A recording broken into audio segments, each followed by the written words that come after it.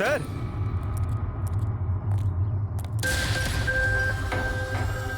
Sir, টায়ারের ঘষার চিহ্ন তো রয়েছে এখানে।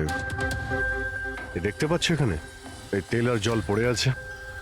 মনে হচ্ছে এসি চালিয়ে গাড়ি এখানে অনেকক্ষণ দাঁড়িয়েছিল। আর তারপর গাড়ি এখান থেকে বেরিয়ে গেছে। ওই কনস্টেবল এই গাড়িরই টায়ারের আওয়াজ শুনেছিল। যদি গাড়িটা এখানে অপেক্ষা করেই থাকে তাহলে হঠাৎ এমন কি হলো যে তাড়াহুড়ো করে চলে গেল? স্যার মনে হয় কেউ দেখে ফেলেছিল, ওই জন্য ভয়তে পালিয়ে গেছো। পয়েন্ট আছে। এখানে আশপাশটা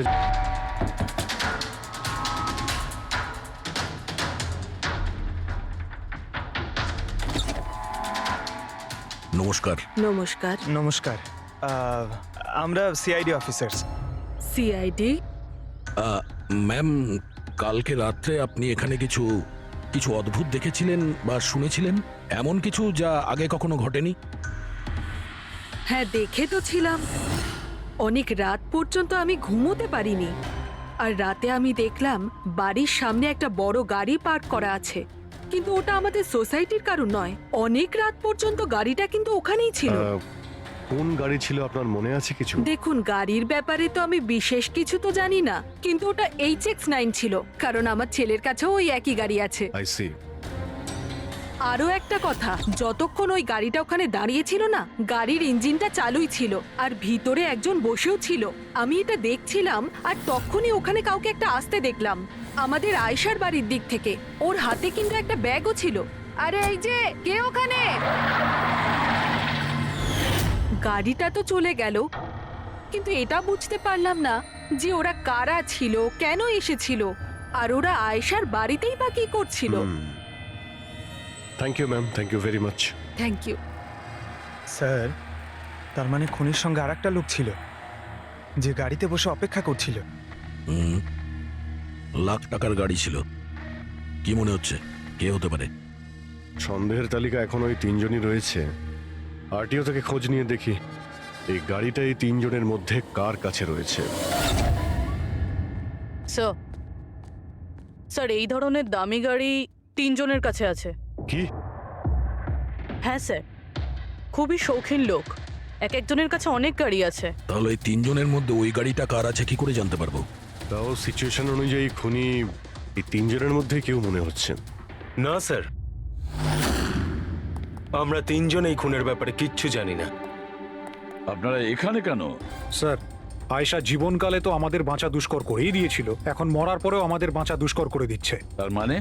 স্যার, আয়েশার খুনি ও আমাদের প্রত্যেককে ফোন করে 25 কোটি টাকা করে চেয়েছে, তাও আবার 24 ঘন্টার মধ্যে। আর হুমকি দিয়েছে আমরা যদি না দিই তাহলে ও আমাদের টেপ লিক করে দেবে। এর মানে হচ্ছে আমাদের মার্ডারের সঙ্গে কোনো সম্পর্ক নেই। ওই গলাটাকে চিনতে পেরেছেন? না স্যার, আমি চিনতে পারিনি। আপনারা শুনে নিন, আমি কলটা রেকর্ড করেছি। আয়েশাকে আমি খুন করেছি, আর ওই টেপসগুলো আমার কাছেই আছে।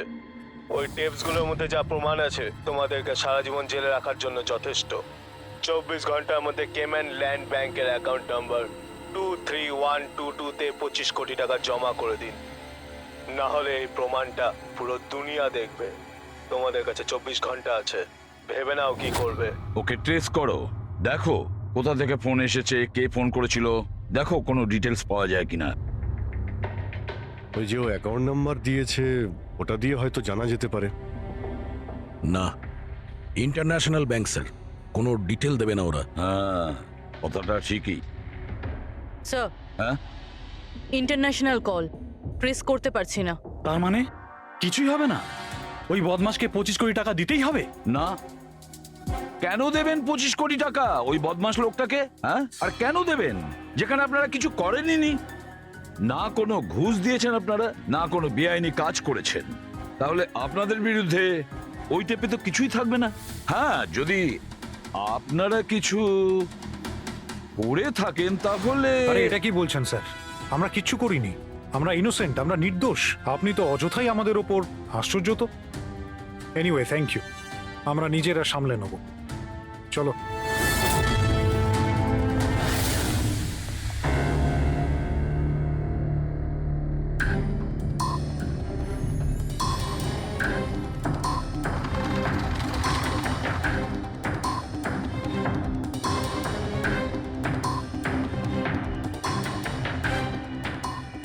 সারিকা, এই রুমটাকে খুব ভালো করে চেক করতে হবে।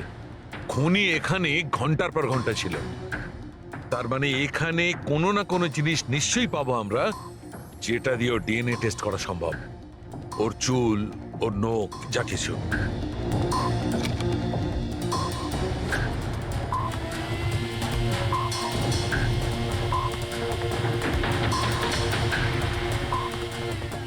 এক মিনিট সারিকা, হ্যাঁ একটা ফোর্সেপ দাও।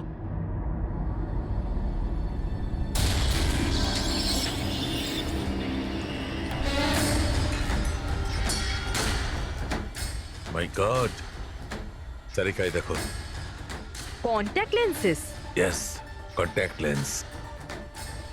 কিন্তু কিন্তু আয়েশার চোখ তো একদম ঠিক ছিল। আমি নিজেও রিপোর্টস চেক করেছি, না ও চশমা পরতো আর না কন্ট্যাক্ট লেন্স। তবে এই কন্ট্যাক্ট লেন্সটা কার হতে পারে? খুনির? না না, খুনির হতে পারে না। একটা চোখের কন্ট্যাক্ট লেন্স খুলে যাবে আর কেউ জানতে পারবে না, এটা ইম্পসিবল। দেখান তো একটু।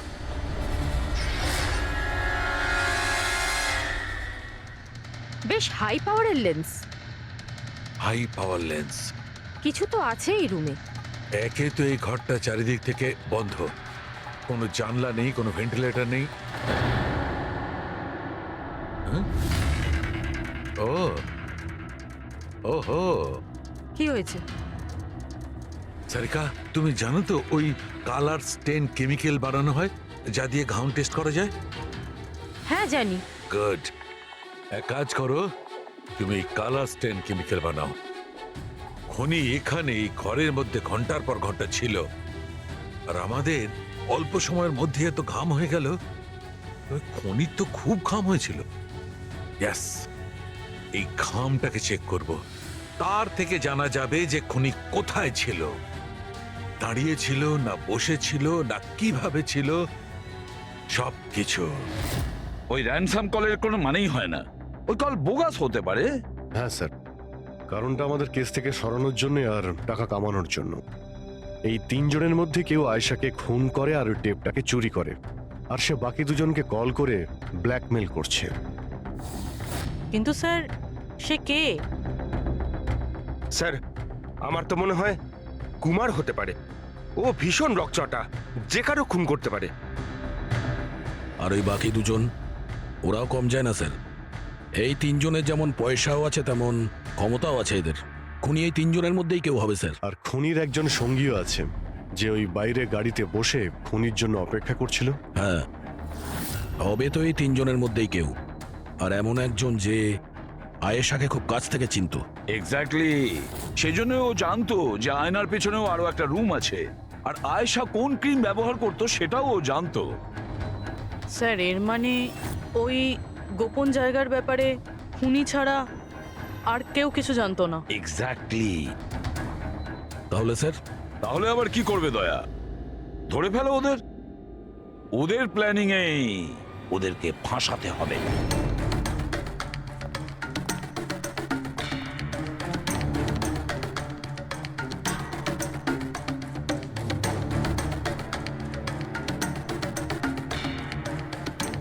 আমাদেরকে এখানে কেন ডাকলো? কোনো আইডিয়া? হয়তো জিজ্ঞেস করার জন্য ডেকেছে, খুনিকে টাকা দিয়েছে কি দিইনি। তাহলে তোমরা দুজন কি টাকা দেবে? তোমাদের কি মনে হয় টাকা দেওয়া ছাড়া আর কোনো উপায় আছে? তা তুমি কি করতে চলেছো ভিকি? দেবে টাকা?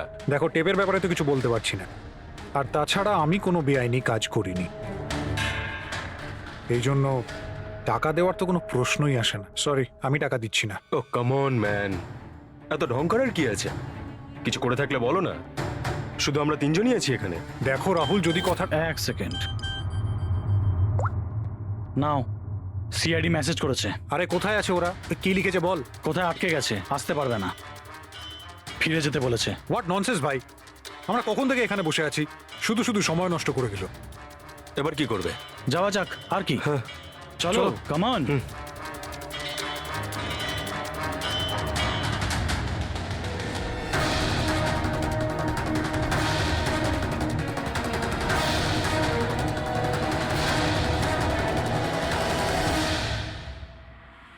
এই সে।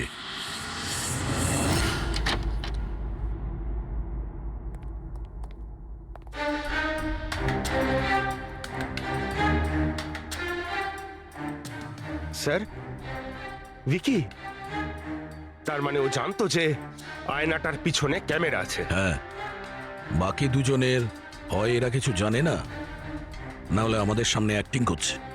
স্যার, আমার তো এই বিকিকেই সন্দেহ হচ্ছে। এবার কি করব? নজর রাখা যাক এর ওপর, কোনো না কোনো ভুল নিশ্চয়ই করবে। হ্যাঁ সারিকা, কালাস্টেন কেমিক্যাল রেডি। ঠিক আছে, চলো।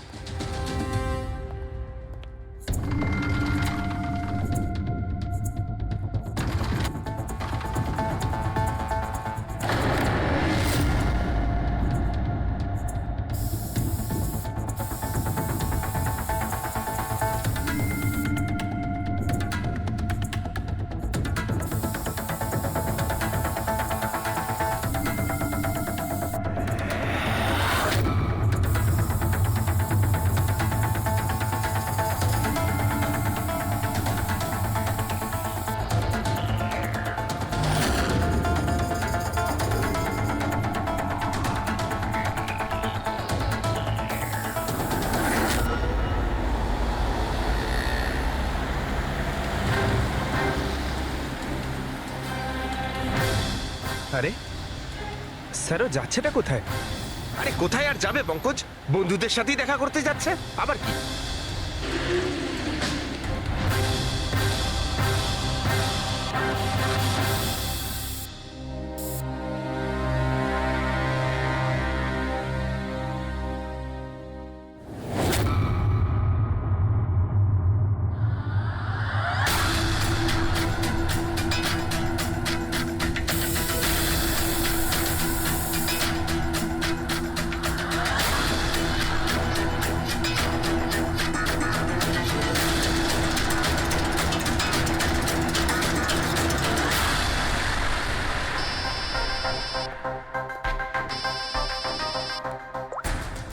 হ্যাঁ সারিকা, বলো।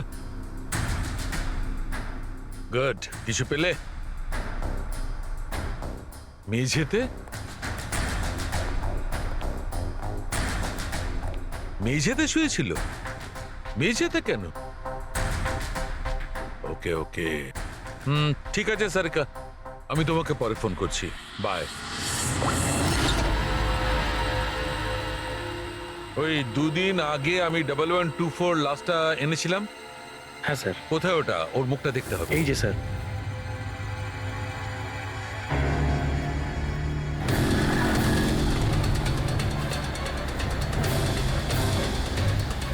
এই জানতে পারেনি তো যে আমরা ওকে ফলো করছি?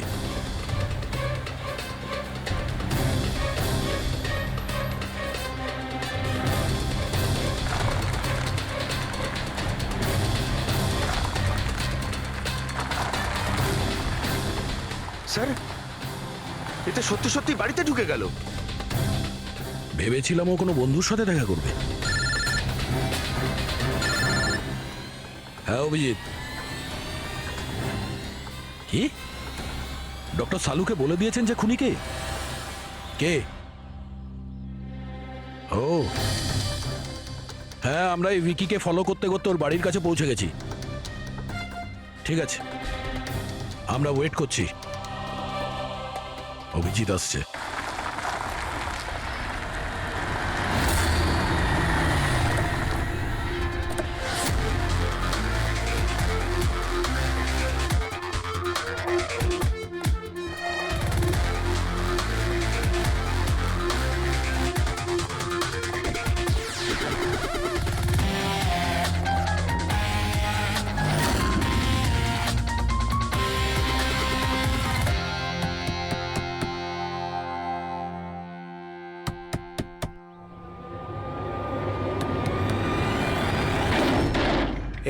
এক মিনিট, এটা কি করছেন আপনারা? আরে এটা কোনো ভদ্রতা হলো কারো বাড়ির ভিতরে ঢোকা? একদম বাজে কথা বলবে না। আমরা সত্যিটা জেনে গেছি। কোথায় লুকিয়ে রেখেছো ওকে? দেখুন, আপনি আমার কথা শুনুন, আপনার কোথাও ভুল হচ্ছে। আমি কিচ্ছু করিনি। আমি না আয়েশাকে খুন করেছি আর না এখানে কাউকে লুকিয়ে রেখেছি। আমরা কখন বললাম যে তুমি আয়েশার খুন করেছো? হ্যাঁ, একেই বলে চোরের নজর বোচকার দিকে। দেখুন, আমার কথাটা বোঝার চেষ্টা করুন। আপনারা আমার কথাটা শুনুন, আপনারা আমার কথা কেন শুনছেন না? হ্যালো, আপনারা এইভাবে ভিতরে ঢুকতে পারেন না।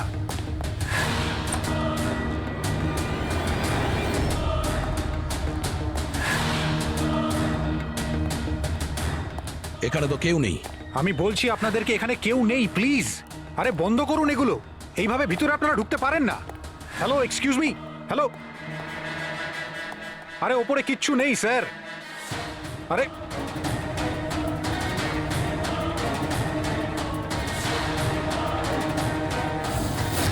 প্লিজ দেখুন, এখানে কিচ্ছু নেই, কেউ নেই এখানে। আরে আপনারা তো আমার কোনো কথাই শুনছেন না। আজব তো, কখন থেকে বলছি এখানে কেউ নেই। আরে কেউ নেই এখানে। হ্যালো স্যার,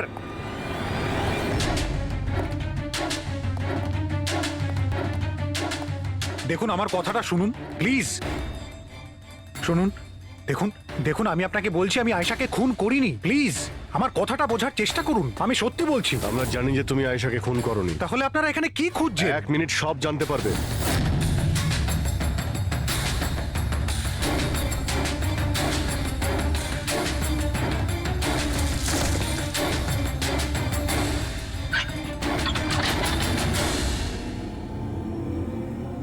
স্যার আসুন।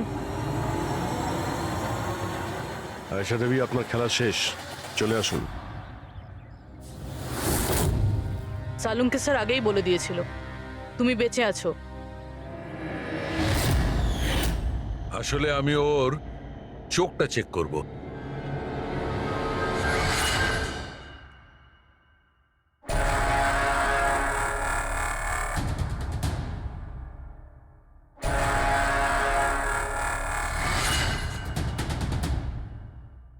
আমি যেটা ভেবেছিলাম সেটাই ঠিক।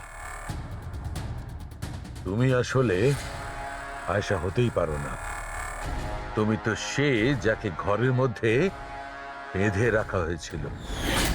অন্য কোনো মেয়েকে আয়েশা বানিয়ে নির্মমভাবে ওকে হত্যা করেছো।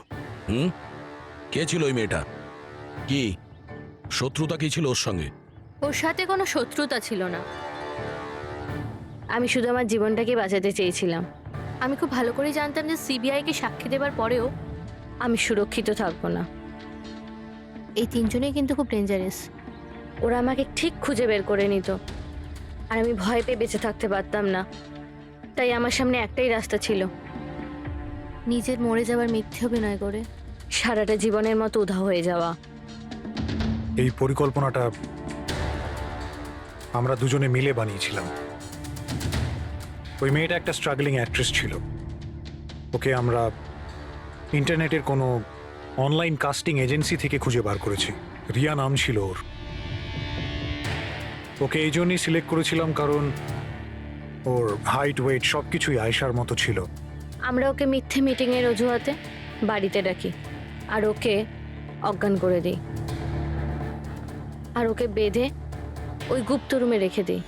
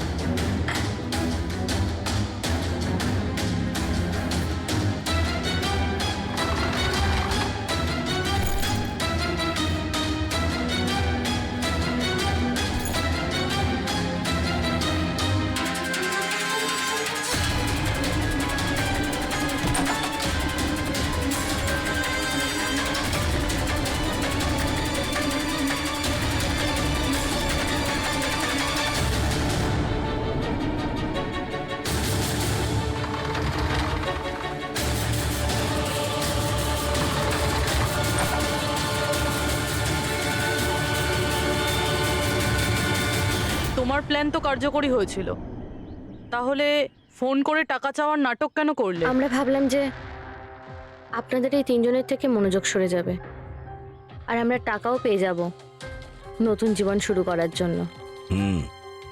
প্রয়োজনের থেকে বেশি চালাকি আর লোভ তোমাদের নিজেদের জালেই ফাঁসিয়ে দিয়েছে। চিন্তা করো না, তোমাদের জীবন নতুন করে শুরু হবে, কিন্তু সেটা জেলে। এই মুহূর্তে জানা যাচ্ছে যে গত দুদিন ধরে চলতে থাকা সিবিআই তদন্ত আজ শেষ হয়ে গেছে, আর মিস আয়েশা কিছুক্ষণের মধ্যে পৌঁছে যাবেন তার নিজের এই বাড়িতে। এমনটা মনে করা হচ্ছে যে এই হাই প্রোফাইল কেসে মিস আয়েশা সিবিআইয়ের জন্য সাক্ষী দিতে রাজি হয়েছেন, তাই ওনাকে ক্ষমা করে দেওয়া হচ্ছে আর ছেড়ে দেওয়া হচ্ছে।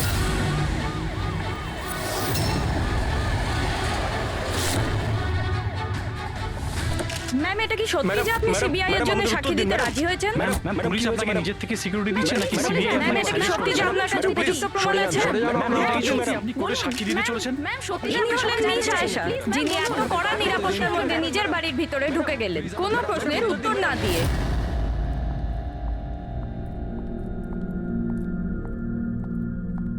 ম্যাডাম, খাবার রেডি আছে, দিয়ে দেবো কি? না, আমার খিদে নেই। তুমি একটা কাজ করো, ওনাদের খেতে দিয়ে দাও। হ্যাঁ ম্যাডাম। আমার খুব ভয় করছে। এ কি কথা বলছেন আপনি? কিসের ভয় পাচ্ছেন? ওরা যদি আমাকে মেরে ফেলার চেষ্টা করে? ম্যাডাম, আপনার কিচ্ছু হবে না। আপনার সুরক্ষার জন্যই আমরা আপনার সাথে আছি। আমি একটা কাজ করছি, প্রথমে ওপরে গিয়ে আপনার রুমটা চেক করছি।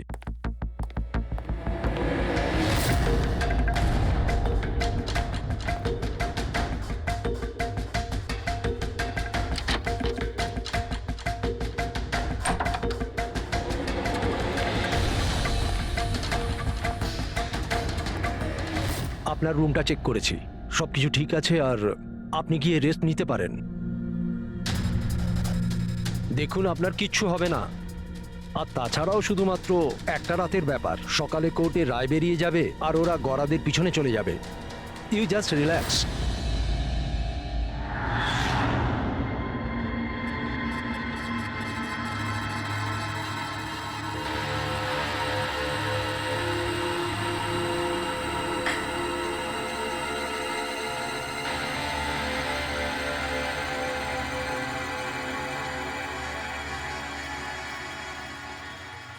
ম্যাডামকে সুরক্ষিত রাখা আমাদের সকলের দায়িত্ব। ওপর থেকে স্ট্রিক্টলি অর্ডার আছে, তাই সারা রাত সাবধানে থেকো। Okay sir. ঠিক আছে?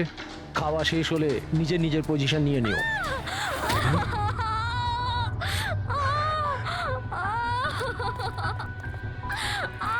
ম্যাডাম, ম্যাডাম, ম্যাডাম, ম্যাডাম, দরজা খুলুন। ম্যাডাম, দরজা খুলুন।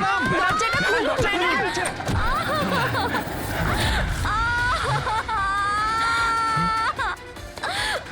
ম্যাডাম, ম্যাডাম,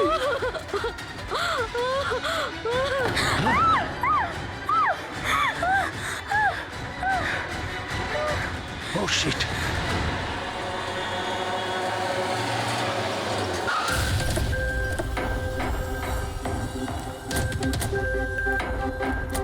স্যার, এক মিনিট। স্যার, এক মিনিট। স্যার, জানা যাচ্ছে কোনো দুর্ঘটনা ঘটে গেছে? আপনি বলতে পারবেন এই বাড়িতে ঠিক কি হয়েছে? স্যার, এই কেসটা তো সিবিআই এর কাছে ছিল, তাহলে কি সিআইডি কে হ্যান্ড ওভার করে দেওয়া হলো? দেখুন, এখানে একটা মার্ডার হয়েছে বলেই আমরা এখানে এসেছি। এর থেকে বেশি কিছুই বলতে পারবো না, পরে কথা বলছি। একটু সরে যান। আসুন স্যার।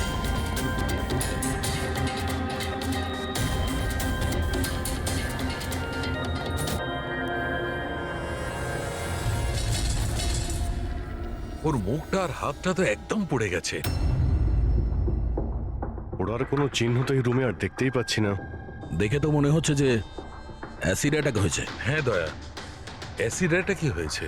কিন্তু স্যার, কোথাও তো পড়তো, জামা কাপড়ে বা নিচে কোনো অ্যাসিডের চিহ্নই তো নেই। সেটা তো ঠিক। স্যার, স্যার, ইনি বাথরুম পড়ে আছেন, মানে স্নান করে বেরিয়েছেন, আর স্নান করার পর উনি এই ক্রিমটা লাগিয়েছিল। এক মিনিট, ওই ক্রিমটায় হাত দেবে না, ওই ক্রিমটাকে চেক করতে হবে।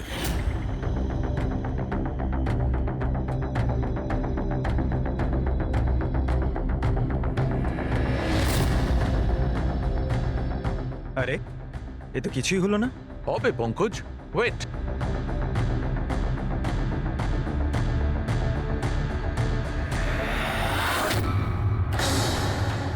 আরে স্যার, এটা তো দেখলে, এটাতে এমন অ্যাসিড মেশানো হয়েছিল যেটা সঙ্গে সঙ্গে কাজ করে না, 2-3 মিনিট বাদে কাজ শুরু করে। আর যখন কাজ শুরু করে তখন এরকম ভয়ঙ্কর ভাবে কাজ করে।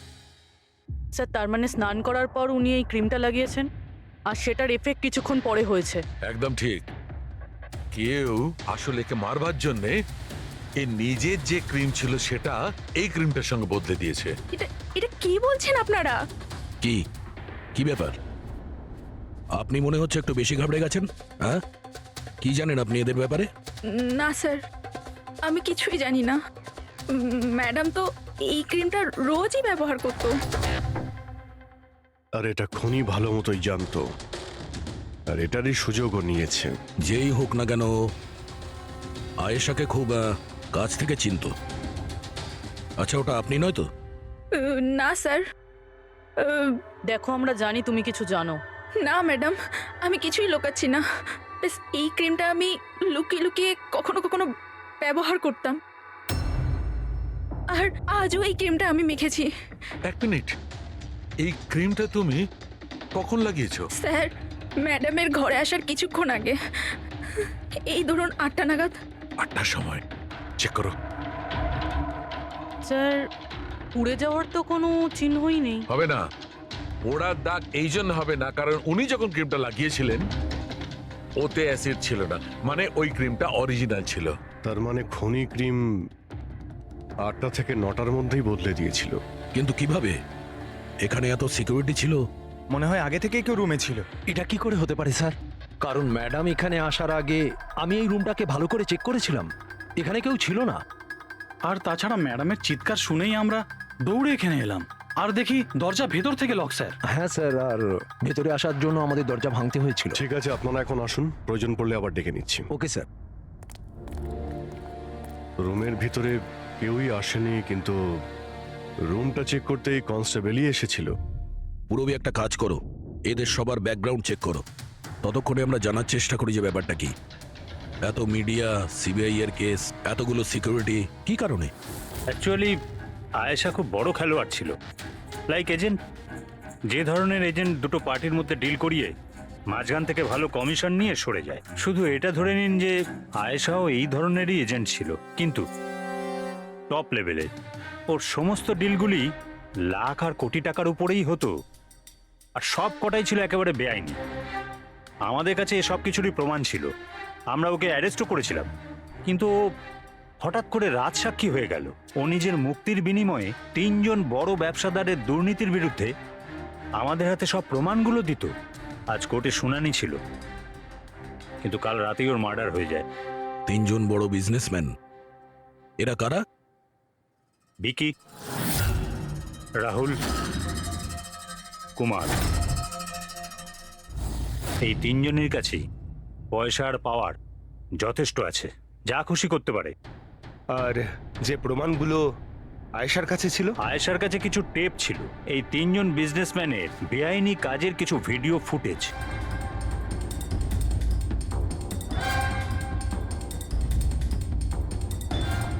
তার মধ্যে কুমারের একটা ক্লিপ আমাদের কাছে আছে, এই দেখো দয়া। চিয়ার্স। টাকাটা কবে ট্রান্সফার করছেন মিস্টার কুমার? ব্যাস, যেই আমাদের কাছে গানস পৌঁছে যাবে আপনার অ্যাকাউন্টে টাকা পৌঁছে যাবে। সেসবের চিন্তা আপনি করবেন না মিস্টার কুমার, ওনাদের কাছে অস্ত্রের তো কোনো খামতিই নেই, এমনিতেই তো পড়ে পড়ে জংই ধরছে। হ্যাঁ, তাছাড়া পাওয়ারে থাকার তো এটাই সুবিধা, তাই না? যখন যেটা মন চায় করে না। আপনি শুধু এই কনসাইনমেন্টটা সম্পূর্ণ করে দিন, আমাদের তো একসঙ্গে অনেক কাজ করতে হবে, তাই না? একদম। আর এটা তো সবে শুরু। আমি যতদিন আছি আপনাদের দুজনকে কোনো চিন্তা করার দরকার নেই। এটা একটা স্যাম্পল দয়া, এটা থেকে কিছু প্রমাণ করা যাবে না। অবশ্য প্রমাণ হিসেবে আয়েশার কাছে দেওয়ার মতো অনেক কিছুই ছিল, কিন্তু ও আমাদের কিছুই দেয়নি। ও চেয়েছিল যে এই সমস্ত প্রমাণগুলো ও কোর্টের হাতে নিজেই দেবে। নিজের নিরাপত্তার বদলে ও আমাদের সামনে এই শর্ত রেখেছিল। বাকি টেপগুলো ছাড়া এই টেপ আমাদের কোনো কাজেই আসবে না। এই টেপ আপনার কাজের না হতে পারে, কিন্তু আমাদের কাজে লাগতে পারে। এই 3 জনকে বিউরোতে ডাকার জন্য যথেষ্ট। যে লেভেল পর্যন্ত এরা পৌঁছেছে, এদের পক্ষে আয়েশার মার্ডার প্ল্যান করা। ভিকি, কালকে কোথায় ছিলে? কাল একটা পার্টিতে ছিলাম। এগুলো ওই লোকগুলোর স্টেটমেন্ট আর সিগনেচার, যারা কাল রাত 9টা থেকে 3টে অবধি আমার ক্লায়েন্টের সাথে ছিল। টাইম তো আমরা জিজ্ঞাসা করিনি। দেখুন, আয়েশার মাথা খারাপ ছিল। ও এমনই মন গড়া গল্পগুলো শোনাতো যাতে ও শাস্তি থেকে বেঁচে যায়। That's it. আয়েশা আপনাকে ঠকিয়েছে, আপনার বিরুদ্ধে সিবিআই এর কাছে প্রমাণ দিয়েছে। রাগ হওয়াটা তো স্বাভাবিক। হ্যাঁ, ভেবেছিলেন খুন করে দেওয়া যাক ওকে? রাগ নয় স্যার, বরং আফসোস হলো ওর ওপর। কারণ ও চাইলেও কিছু করে উঠতে পারতো না স্যার, কারণ ওর করার মতো কিছুই ছিল না। এটা আমার ক্লায়েন্ট রাহুলের অ্যালিবাই। কাল রাত্রে ইনি কিন্তু নিজের বিজনেস পার্টনারদের সাথেই ছিলেন। এর মধ্যে সমস্ত ডিটেলস আছে।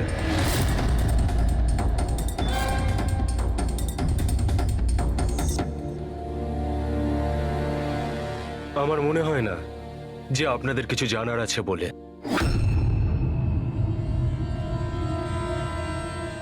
আপনারা যেতে পারেন। ধন্যবাদ। মার্ডারের সময় আমার ক্লায়েন্ট ফ্যামিলি ফাংশনে বিজি ছিলেন, আর এই হচ্ছে তার প্রমাণ। মিস আয়েশার কাছে আপনার বিরুদ্ধে প্রমাণ ছিল মিস্টার কুমার। আর এমন প্রমাণ যা আপনাকে বরবাদ করে দেওয়ার জন্য যথেষ্ট। আয়েশা খুবই চালাক মেয়ে, ভালো হয়েছে মারা গেছে, নাহলে আমি ওকে মেরে ফেলতাম। মারতেন না মেরে ফেলেছেন? না স্যার, আমি ওকে মারিনি, কিন্তু ওই মানুষটাকে আমি নিশ্চয়ই থ্যাঙ্কস বলবো যে আমার মনের ইচ্ছেটাকে পূরণ করেছে। আপনি যেতে পারেন, তবে খুব তাড়াতাড়ি দেখা হবে। Thank you.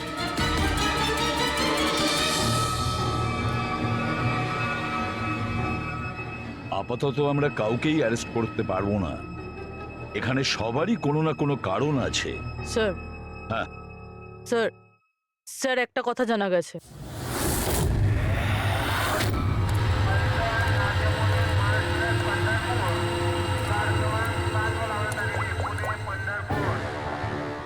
হ্যালো, হ্যাঁ, সব কিছু তৈরি। একটা কথা মনে রেখো, কোনো ভুলভ্রান্তি যেন না হয়। এই তো দাদা, চলে আসুন, বাস ছাড়বে, বাস ছাড়বে।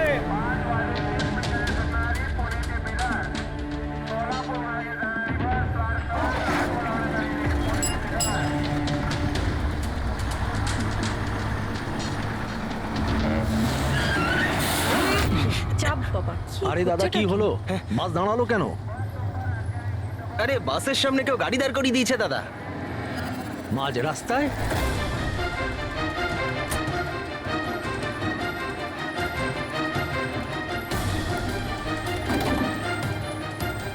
স্যার, আপনারা এখানে? শহর ছাড়ার খুব তাড়া দেখছি তোর। হ্যাঁ, অনেক প্রশ্নের উত্তর দিতে হবে তোকে। চল চল। স্যার, আমি কি করেছি স্যার? স্যার, আমার কথাটা তো শুনুন স্যার। স্যার, আমাকে কেন ধরছেন স্যার? স্যার স্যার কি করছেন স্যার? আমাকে কেন ধরছেন? আমি তো ছুটি নিয়ে দেশে যাচ্ছি স্যার। তোর রেকর্ড আমরা চেক করেছি। তুই তো আমাদের বলিসনি, হ্যাঁ, যে আয়েশার আগে তুই মিস্টার কুমারের জেট সিকিউরিটিতে ছিলি। হ্যাঁ স্যার, ওটাই তো আমার কাজ। আর আপনি তো জানেন যে সরকার আমাদের যেখানে পাঠায় সেখানে যেতে হয়। তোমার মোবাইলে কুমারের কল একবার নয় 3 বার, আয়েশার মার্ডারের ঠিক আগে। এটাও একটা কাজ। আপনারা ঠিক বলেছেন স্যার। কুমার আমাকে কল করেছিল, ও আয়েশা ম্যাডামের সঙ্গে কথা বলতে চাইছিল, কিন্তু আমি বারণ করেছিলাম স্যার। ও আমাকে টাকার লোভও দেখিয়েছিল, কিন্তু আমি তবুও কথা বলাইনি।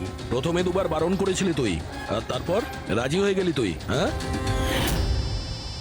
ম্যাডাম, এই কুমার স্যার আবার ফোন করছেন। হ্যাঁ, আমাকে কোনো বিপদের ব্যাপারে বলতে চাইছে। ফোনটা দাও। এই নিন। হ্যাঁ বলো। আমি জানতে পারলাম তুমি আমার জন্য চিন্তা করছো, কোনো বিপদ থেকে আমাকে উদ্ধার করতে চাইছো। How strange. আমি বলে দিচ্ছি, আমি তোমাকে খুব ভালো মতো চিনি। আর এই সমস্ত কার্যকলাপ না তুমি অন্য কারোর সাথে করো। আর এমনিতেও যদি আমি জেলে যাই, এই টাকাগুলো নিয়ে আমি কি করব? আচার দেবো? এই টাকাটা না তুমি তোমার কাছেই রাখো, এটা তোমারই সাহায্যে লাগবে। কোনো দরকার নেই এই ফোনটা আমাকে দেওয়ার। আমার সাথে গেম খেলার চেষ্টা করে যাচ্ছে, আর তুমি ওকে সাহায্য করছো। আমি কোথায় ম্যাডাম? আপনাকে সাহায্য করছিলাম তো। ঠিক আছে থাক, শুধু এইটুকুনি জেনে রেখো, তুমি যদি ওকে সাহায্য করো না, রক্ষা পাবে না। আমি সিবিআই কে বলে দেবো, যদি আমার কিছু হয় তাহলে সবার প্রথমে তোমাকেই অ্যারেস্ট করবে। তুই গেছিলি না আয়েশার ঘরে ঠিক ও রুমে ঢোকার আগে? ওর বিউটি ক্রিমটাকে অ্যাসিড ক্রিমে বদলাতে খুব বেশি সময় লাগেনি নিশ্চয়ই, তাই না? এ আপনি কি বলছেন স্যার? আমার কথা বিশ্বাস করুন, আমি সত্যি বলছি। যদি তুই সত্যি কথাও বলিস না, তাহলেও এই কেস যতক্ষণ না সলভ হচ্ছে তুই আমাদের হেফাজতে থাকবি, বুঝলি? এখন চল, নিয়ে চল ওকে, চল চল। আরে স্যার, স্যার, স্যার, আমি কিছু করিনি স্যার, ছেড়ে দিন স্যার, প্লিজ স্যার। হ্যাঁ পুরবি, বলো। স্যার, ওই ফুটেজটা যেটা ও সিবিআই কে পাঠিয়েছে, সেটা ওই ঘর থেকেই শুট করা হয়েছে যেখানে ওর খুন হয়েছিল।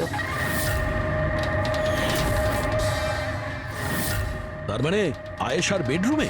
হ্যাঁ স্যার, ওরই বেডরুমে। আসলে এই ফুটেজটা 1 বছর আগের, ফার্নিচার বদলানো হয়েছিল তাই বোঝা যাচ্ছিল না। Are you sure? স্যার 100%, এটা সেই ঘরটাই। হ্যাঁ, একটা ভাইটাল ইনফরমেশন দিলে Purabi, thank you so much. Purabi বলল যে আয়েশা মিনিস্টার আর মিস্টার কুমারের স্টিংটা ওই রুমেই করেছে। আর যদি এটাই হয়, ক্যামেরা ওই ঘরেই কোথাও লুকানো আছে। তার মানে ক্যামেরা এখনো ওখানেই আছে।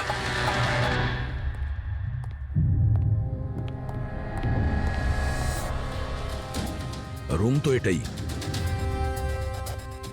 আর এই হলো জানালা। ফুটেজে জানালা রয়েছে, তার মানে এই ফুটেজটা এই দিক থেকেই তোলা হয়েছে। স্যার, ফুটেজ অনুযায়ী তো ক্যামেরা এখানে থাকা উচিত। না ভাই, এতটা হাইটে না, ক্যামেরা আই লেভেলে ছিল, আর সেই হিসেব অনুযায়ী এইখানেই কোথাও হওয়া উচিত। আচ্ছা, ওই আয়নার ভিতরে নেই তো? আরে ওই যে আয়নাগুলো থাকে না, যার একদিকে দেখা যায় আর একদিকে দেখা যায় না। ভাই তাহলে তো জানতেই পারা যাবে। কি করে স্যার? তুমি ওই ফিঙ্গার নেল টেস্টের কথা শোনোনি?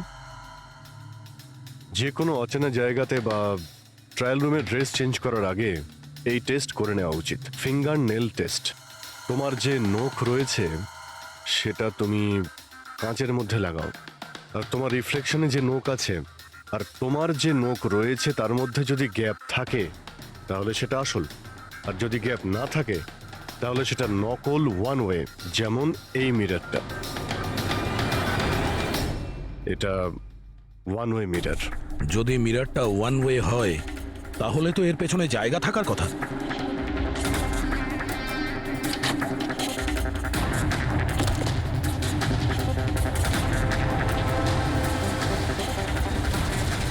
অভিজিৎ,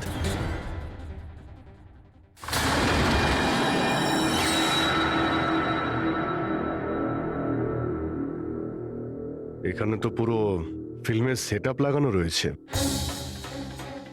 এসডি কার্ড তো নেই স্যার। হ্যাঁ,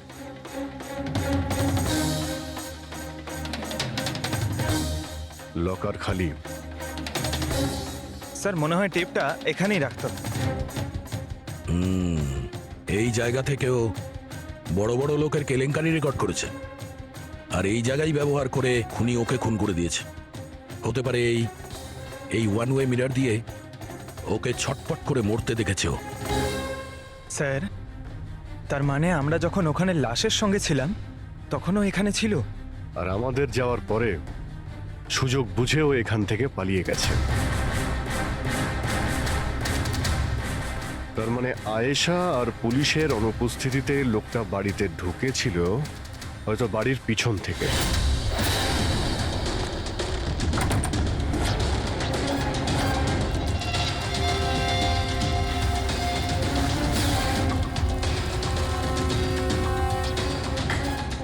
ও আয়েশার বিউটি ক্রিমটাকে সরিয়ে বিষাক্ত ক্রিমটা রেখে দেয়, আর তারপর ভিতরে ঢুকে বসে থাকে।